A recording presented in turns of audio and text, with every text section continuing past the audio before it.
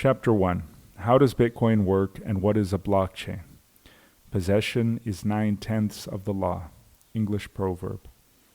Like the internet, Bitcoin is essentially a procedure for computers to communicate with each other. A protocol. It contains the language and the sequence of events for computers all around the world to agree on one thing: what happened. And it only preserves the record of one type of information: who owns what. This is accomplished by the creation of digital information that cannot be copied. Simply put, Bitcoin allows digital money to be transferred from one person to another, and everyone can agree on the time and the amount of the transfer. This is actually a major advance because up until this point, all digital money could simply be created out of nothing or deleted with a few simple commands on a keyboard by whoever is in control of the system. This technology was named the blockchain by Satoshi Nakamoto, the creator of Bitcoin, and it only covered the transfer of value from one address to another. These addresses are much like email addresses, except that they send and receive money. A number of transactions are bundled into a batch, named a block. The sum of the transactions is encoded with a mathematical equation to form a code called a hash. This hash is then included in the formulation of the next block of transactions, thus chaining the blocks together. Since each new block depends on the hash of the previous block, information, once recorded on a blockchain, is stored forever and cannot be changed except with unimaginable quantities of computation, far beyond the capabilities that currently exist. We can know who has what because we can see who had what, going back to the Genesis block, the first block ever mined. And most importantly, we don't need to trust a bank, accountant, or a lawyer or government official to know who has what, because we have mathematical proof of the truthfulness of all the entries in this big book. Bitcoin is distributed through a process called mining. In order to earn the privilege to put a block onto the blockchain, miners compete to solve a puzzle. The miner that arrives at the solution first can broadcast a block that other miners accept. They accept the block because they will need the hash of the block to have a chance at solving the next puzzle. Whoever solves the mining puzzle gets a reward in Bitcoin, as well as transaction fees that are attached to each transaction contained in the block. The fees serve to prevent spamming transactions, because if someone wishes to clog the network with transactions, they will have to pay for them. Fees also provide additional incentives for miners. The mining process holds the network together with pure self-interest. Those wishing to earn Bitcoin can process transactions between addresses in exchange for fees, plus a reward that is issued to whoever is able to create a block. What is a cryptocurrency? All of this, the transactions, the hash, the formation of the blocks, is based on math. The most important thing to know is that this math allows someone to mathematically prove that they know a code without disclosing the code itself, without actually knowing the number itself. In other words, I can prove to you that I know my password without you needing to actually know my password. It is based on cryptographic techniques developed by a range of researchers and mathematicians for both military and civilian purposes, hence the term cryptocurrency. After Bitcoin started to gain momentum, many others stepped in and tried to copy its success, tweaking and playing with Bitcoin's code, or building similar models from scratch. The number of these currencies, sometimes called altcoins, is now in the thousands. Centralized, decentralized, distributed. If we visualize economic networks, we can see that the US dollar, for example, is a centralized network, where all of the dollars come from the Federal Reserve Bank and private banks authorized by the government to issue debt in the form of dollars. Bitcoin, however, can be issued by any participant in the network. This makes it a distributed and decentralized network, which is very hard to shut down. With a centralized network, one simply has to destroy the central node and the entire network is disabled. Distributed or decentralized networks, if any nodes are destroyed, can simply regroup. Why should we care? There are many, many reasons why this is important, and I'll mention just a few here. The importance of money is huge. For many people on the earth, it occupies the biggest part of their focus, time, and energy. The dominant form of paper money issued by central banks can be traced back to the issuance of promissory notes in medieval Europe. These were pieces of paper that certified that someone had deposited a certain amount of gold, and it gave the person carrying it the right to withdraw the same amount of gold at another time and sometimes at another location. Initially, the banking system was just a trust. Deposit gold, and then you don't have to carry it on a long journey. You can just withdraw it as needed with affiliates of whoever received the initial deposit. Those who were entrusted with the deposits were able to loan out gold that had been entrusted to them at a profit. Only a small percentage of the people who deposited the gold would ask to have it back at a given time, so some of the gold could be loaned out for interest. Eventually, these early bankers were able to simply loan out promissory notes instead of physical gold, and in this way they could make many more loans than the actual gold they were holding. This is called fractional reserve banking. Occasionally, for whatever reason, too many people would ask to have their money back, and the bank would be forced to admit that they didn't have the money. This, understandably, made people angry, and situations like these, called bank runs, have contributed to a number of major wars throughout history. This situation became even more severe with the advent of full-on paper money systems. Paper certificates of gold lost their connection to gold entirely.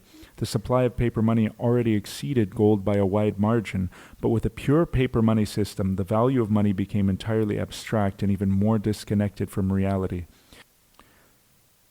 This led to hyperinflation, famines, and war, as in the example of the collapse of the German economy, which preceded Hitler's rise to power.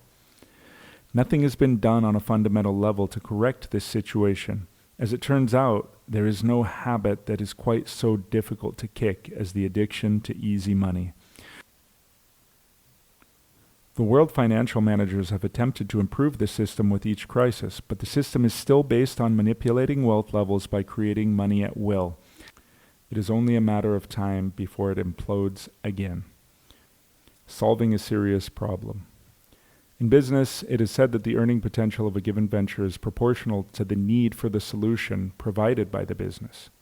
The bigger the problem, the bigger the reward for solving it, or as one entrepreneur put it, if you want to make $1 million, solve 1 million problems. There's hardly a bigger problem in the world than the current financial system, so Bitcoin's explosive growth is no surprise.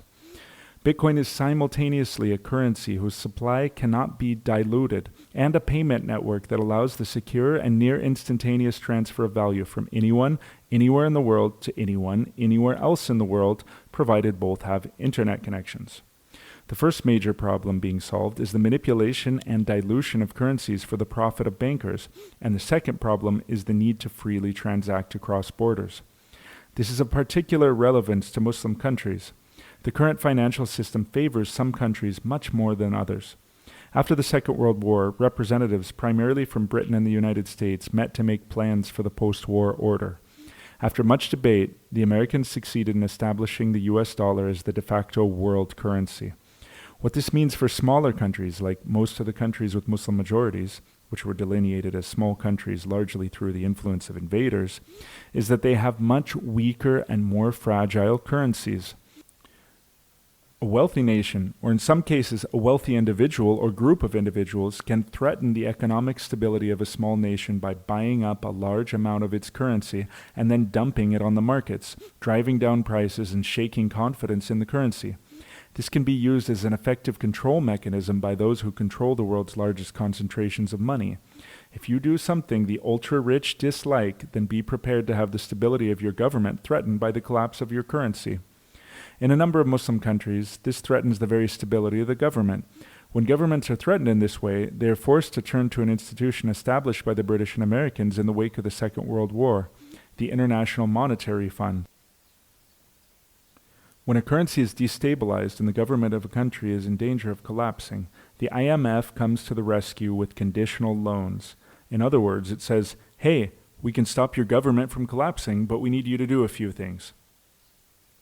The IMF will then ask that country to make certain reforms, like opening up the country for large corporations based in places like Europe and the US, and to allow these corporations more freedom of operation, and to allow the importing of subsidized goods from places like Europe and the US. This allows for the exertion of greater economic influence by foreign powers and through media corporations, cultural influence as well. Subsidized goods means that the production of something is partially covered by the government of a country with tax money. For example, the US government might offer to give a farmer $20 for every ton of wheat they grow. Since the governments of countries like the US or Germany are highly developed in their ability to extract taxes, they can raise more money for programs like these than smaller countries with less well-funded governments. They can then give the tax money back to certain industries to advance strategic goals. What this means is that food from a country like America can be very, very cheap.